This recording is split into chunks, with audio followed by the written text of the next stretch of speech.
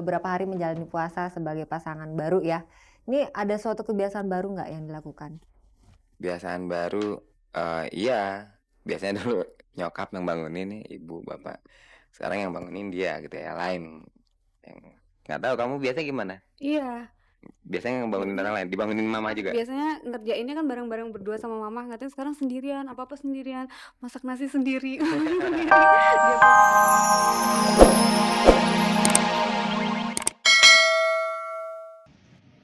Kalau dari awal sampai kita pisah sih kira-kira 1,5 tahun. Adakah ucapan selamat dan pesan yang ingin diutarakan untuk Aji? Ya menikah saja lebih baik. Pasti jauh lebih baik. Ya turut bahagia ya harus dong, maksudnya apa namanya, kan akhirnya Aji menemukan jodoh yang cocok, mmm, walaupun mungkin buat orang mikir gila cepet banget gitu, tapi kan semuanya itu dibalikin ke mereka berdua. Kita kan nggak bisa yang ngejudge gitu, oh paling ini cuman sebentar apa segala macam gitu, tapi buat saya ya semua dibalikin ke mereka berdua gitu kan. Kalau misalnya ternyata jalan, alhamdulillah gitu, emang ternyata mereka bisa membina rumah tangga. Apakah dua wanita ini juga sudah memperoleh pacar baru? Oh udah ada. Kita udah pacaran, eee, 2,5 tahun deh kurang lebih, 2,5 tahun. Tapi untuk menikah kayaknya belum deh, kayaknya kita lihat pengennya sih saya mau menikah gitu, tapi kan, nggak segampang itu ya, kayaknya mesti dipikirin benar-benar karena kita, mmm, lain ini, dia orang asing. Enggak, enggak ada. Enggak, saya lagi kalau saya bisa bilang sekarang saya dalam suasana hati yang ya saya bisa bilang sangat bahagia ya. Saya happy banget. Saya bisa bekerja, saya bisa mulai memikirkan langkah apa yang harus saya ambil, what do I want to achieve gitu, apa yang saya ingin capai itu. Saya bisa pikir sekarang lebih jernih, lebih clear, lebih terbuka gitu pikiran saya.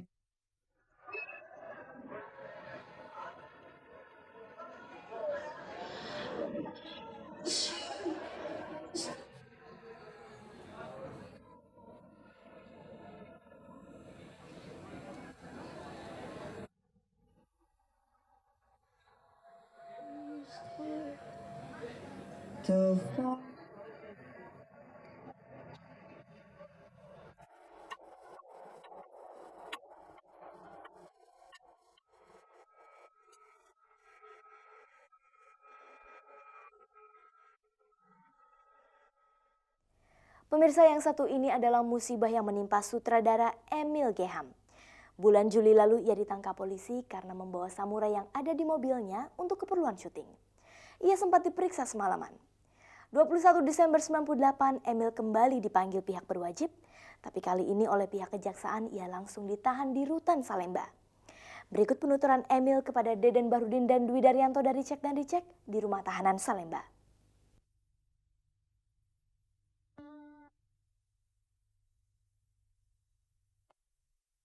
Ini karena sajam, kasusnya sajam, undang-undang darurat pasal 2 apa nggak tahu berapa lah.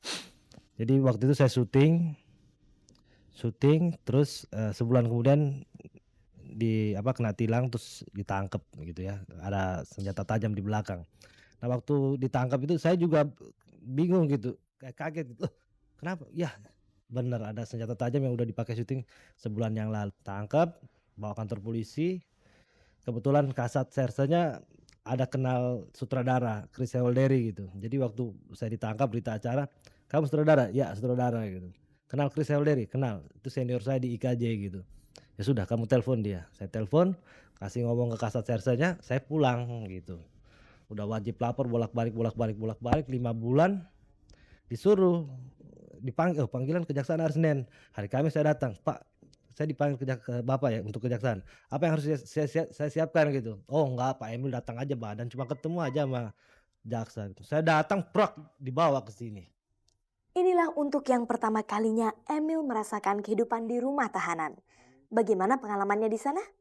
Karena diperlakukan sama pengunjung penghuni, itu pertama, kedua itu yang serem tuh, 3 hari pertama tuh, tiba-tiba kita cak, ada kuku tajam gitu, capak, "Mana duit, mana duit?" Wah, ini gawat ini begini, 2 hari, 3 hari, Mas. Jadi ini di sekitar kita tuh bener-bener orang yang ya macam-macam lah ini kejahatannya gitu tapi akhirnya setelah 1 minggu sini, 1 minggu udah ketemu siapapun jahat kayak apapun, betato kayak apapun, pototin lagi gitu. Udah berani gitu loh. Siapa saja rekan-rekan selebriti yang menjenguk Emil? Teman-teman banyak sekali yang datang, benar-benar banyak. Dan akhirnya saya pikir-pikir teman itu bisa lebih dari saudara ya. Terus ada Inneke Koesherawati, pernah manajer saya waktu saya baru 2 hari di sini, pernah manajer gitu loh. Bang Emil, Tabaya, ada yang bisa saya bantu, bilang aja, ya pasti masalah duit lah. Cuma saya bilang, nggak usah gitu. Pak Sopan juga, karena sebelumnya kan saya Pak Sopan pernah main di sinetron saya, Aku Tak Berdosa. Apa komentar Sopan Sofyan, anggota Dewan Kehormatan KFT atau karyawan film dan televisi soal penahanan Emil? Kalau kita bicara secara kewajaran, memang dia salah, dia membawa senjata tajam. Tapi kalau dari sudut pandang keadilan, sebetulnya tidak adil kalau dia harus dijatuhi hukuman. Karena perbuatan itu tidak disengaja. Dan kenapa saya sangat bersemangat dalam membela Emil, karena saya tahu betul bahwa senjata itu tidak digunakan untuk suatu perbuatan kejahatan. Dan saya tahu rekor Emil tidak pernah berbuat kriminal. Rabu 30 Desember lalu melalui Pengadilan Negeri Jakarta Pusat, Emil dijatuhi hukuman 2 bulan dengan masa percobaan 4 bulan. Meski telah bebas, ia tidak bisa melupakan hari-harinya di rutan. Pemirsa, satu lagi pasangan selebriti yang datang ke studio Cek dan Dicek sore ini untuk menemani Anda menunggu waktu berbuka puasa.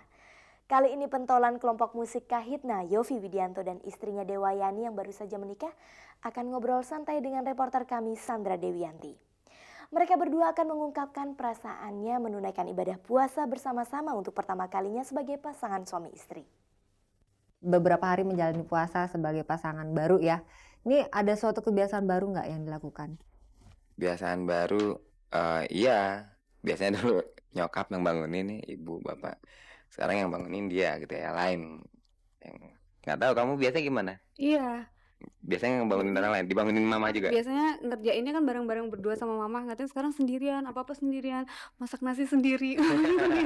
Dia belum bangun lagi sendirian di dapur. Ada yang bilang orang yang menikah menjelang puasa tuh banyak ruginya. Nih Mas Yovie sama Mbak Dewi ini sendiri merasa rugi nggak nih? Ruginya belum ngapa-ngapain.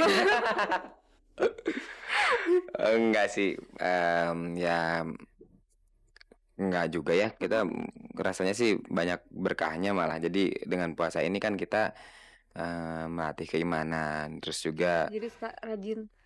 ya harus rajin bayar ya, saling ngingetin, terus banyak positifnya malah. Kalau saya pikir malah kami cukup beruntung.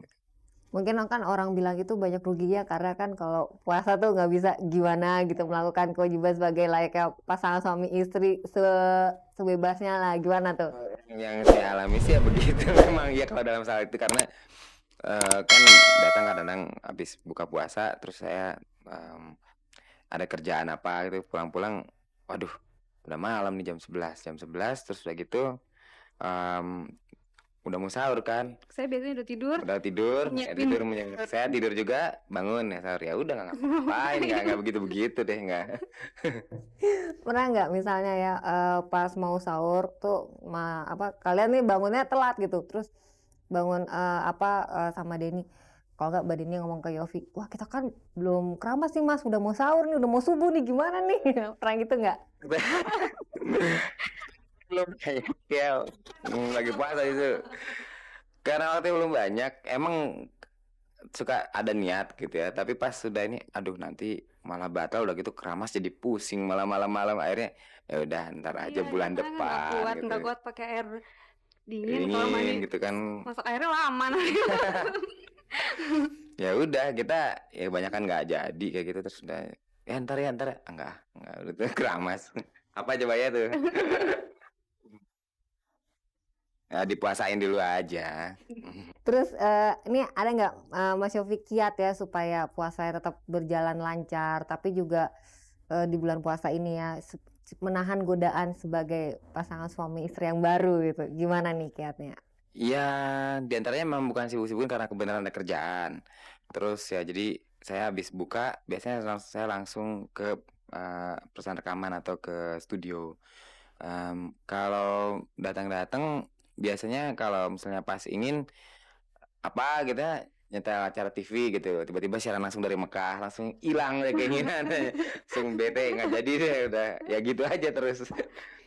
Oke, ini sebagai pasangan yang baru nih, apa sih yang dirasakan ya, kebersamaan apa-apa saja yang sudah dirasakan dalam bulan puasa ini? Yang jelas karena bulan puasa ya jadi kita relatif lebih banyak menahan diri ya baik dari keinginan-keinginan misalnya ada uang lebih nih kita mau belanja ini akhirnya ngapain deh akhirnya ngerem terus udah tabungin aja ini untuk ini jadi ya kalau bukan bulan puasa mungkin udah jalan kemana kali ya kayak begini apalagi nih nggak kuat lihat baju mata saya salah nggak pokoknya ya gitu akhirnya kita banyak menahan diri dan hikmahnya banyak kok akhirnya untuk kita lebih bisa tahu mana yang urgent mana yang tidak urgent gitu.